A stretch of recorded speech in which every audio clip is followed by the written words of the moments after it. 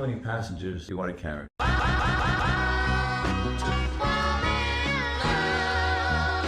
Hey, welcome back. Thank you for tuning in again. I have another example. Tonight I'm in Philly, so I'm going to give an example for an aircraft in Philly. So let's get into it. 17 aircraft based on the parameters that I'm about to speak on. Lowest acceptable year is in 2007. That's going to make it an 18-year-old aircraft. That's just generating a random number that I thought was reasonable. Range, putting the map up. So we're going to be able to go 1,800 nautical miles. The average trip length is going to be 1,362 right there. We're going to take 52 trips, so every other week we're going to take a trip. And for charter purposes, the same trip length for whatever airplane you end up getting, and we're going to do every week. We're going to want it to go on a trip about that length is the goal. That's your charter rate or percentage of profit for the variable cost per hour.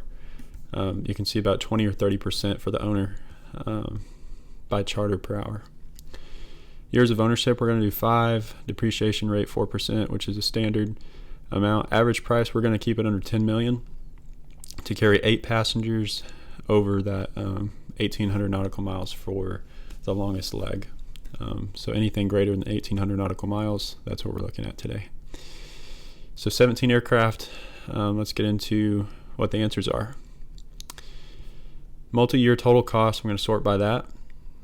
So the cheapest we can get this mission done for is $8.2 million over 5 years. So that includes purchase price, your fixed cost, your variable cost for the amount of hours that you're going to operate it yourself, and then offsetting the charter amount, and then depreciating the aircraft.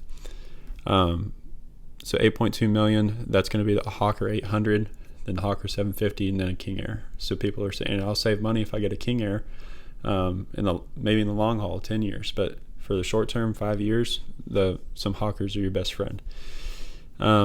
Now, let's get into if you sold the aircraft with the depreciation of 4% after the 5 years, the King Air then wins. So 5.2 million, then you have the Hawker and the Hawker 800, Hawker 750. They step underneath just a little bit. So numbers we're going to be comparing is your multi-year total cost with the aircraft sale, and then in comparison to the cost to charter. So 160% is about the number based on hourly cost or variable cost per hour to charter an aircraft, and that's before you talk about all the membership fees and empty leg fees and all the other fees that come with charter. That's just about the base price that you can expect. But then the own to charter ratio is something I made. So this is going to compare your multi-year total cost with the aircraft sale compared to the cost of charter. So owning versus your charter ratio. So if it's under 1, then it's a better deal to own it. And if it's above 1, it's a better deal just to charter it. And this is accounting for you operating it for every other week, but chartering it every week in addition to that. So being pretty aggressive on your charter game there. And this is conservative with the 30% profit margin. Maybe you can get 40 or 50% profit margin per variable cost per hour. But I'm just trying to show you conservative numbers. We can mess around with depreciation rates, cost to charter, anything you want we can customize and look at. But I'm just putting in conservative estimates based on everyday use. Okay, so own to charter savings here. So if you own it, you're going to, on this Hawker 800 XPI, you're going to save 1.2 million over 5 years. And then vice versa, the King Air, if you were to go charter it, you would save 1.4 million. You can see that here, 5.2 comparative to 3.7 million on the cost to charter. Moving on, so to give you, those are the parameters for the aircraft, to give you the 5 categories of the best aircraft. If your mission's speed, range, efficiency, performance, or you're just looking for the best all-around aircraft, this is what we're going to go into. So best speed per dollar is a Citation 10. We have a score from 19 to 40, so we can say the Citation 10 is twice as good as a Challenger 850 will be on the value you get for the speed based on how much money you're spending.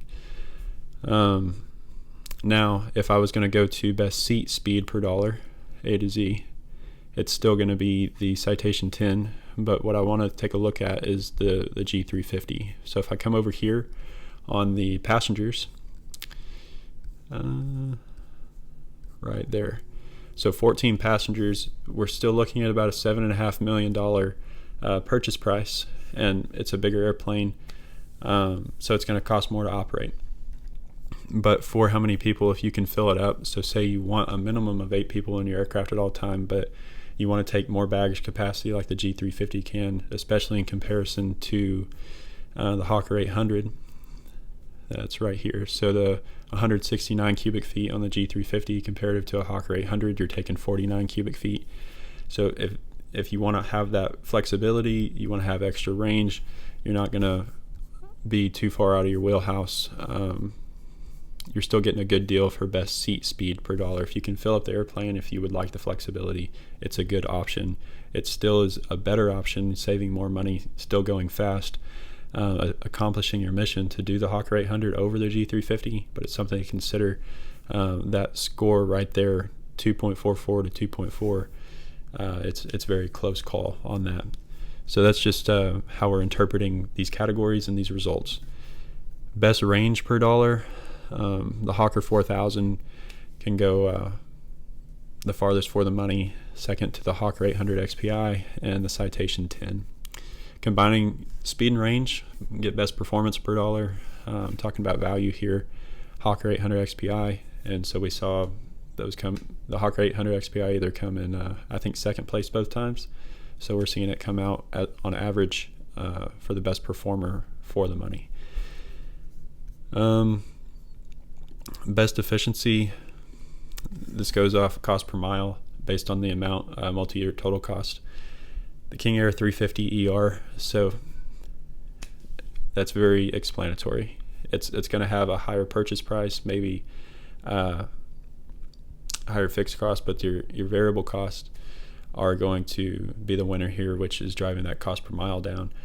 But when you mix that with the dollar amount multi-year total cost, that's going to make it get even closer to a Hawker 800 and not just completely separate it from the competition. Hope that makes sense. I'm trying to explain it the best I can. Best all around, what we have is Hawker 800 XPI. So as we have gone through the process, you saw the speed, the range, and it topped out on the performance category. I want to go back and see what it was on efficiency. It was second place on efficiency. So you can see and piece together how it comes out to be the best all around. And how I get that all around score is taking a performance and efficiency average and giving you a score based on that.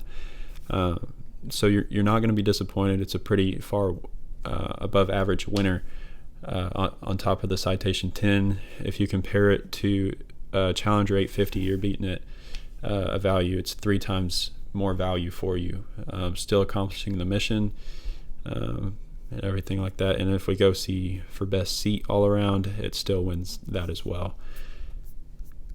So if you went for the best all around aircraft and you wanted to know multi-year total cost, that's going to be $8.2 million over the 5 years, and you can know I'm getting a good aircraft for my money.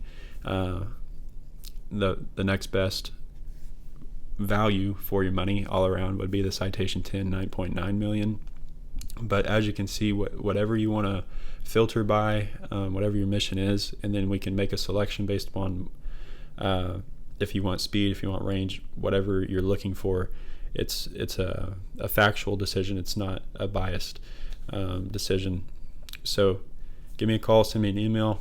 I'd love to walk you through this. I think it can really help people. I'm not looking for any kind of compensation. I'm just looking to make a connection here and there and to really just help people. So thank you for your time. I really appreciate you watching.